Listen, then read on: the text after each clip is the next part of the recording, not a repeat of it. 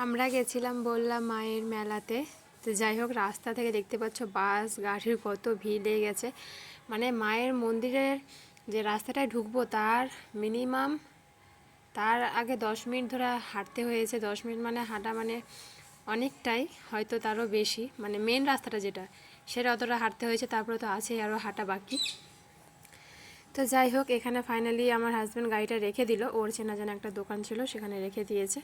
তারপরে তো আমরা হাঁটতে হাঁটতে মেলার ভিতরে প্রবেশ করে গেছি। আর এখানে সামনে একটা আংটির দোকান দেখতে পেলাম।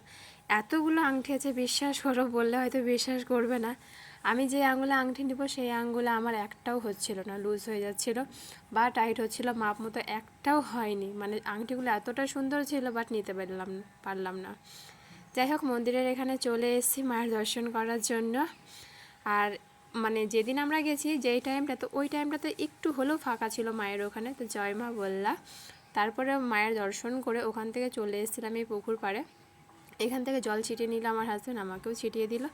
তারপরে মেলা টেলা ঘোরার সময় এখানে একটা মানে কোথাও যাওয়া আসার জন্য জামা কাপড় নিয়ে যেতে একটু অসুবিধা হয়, তাই ও একটা ব্যাগ নেবে বলছিল। তো মানে অনেক রকমই ছিল, পছন্দ হচ্ছে না। তো যেটা নিয়েছি সেটা অতটা পছন্দ না, তবুও নিতে হয় তাই নিয়েছি।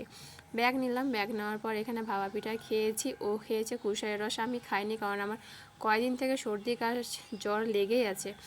তারপরে এখানে নেওয়া হয়েছে বনকুল আর বাদাম ভাজা, যেটা নিয়ে ব্যাগে নিয়ে নিয়েছি। আর বনকুলটা তো রাস্তা হাঁটতে হাঁটতে আমরা খেতে খেতে যাচ্ছিলাম।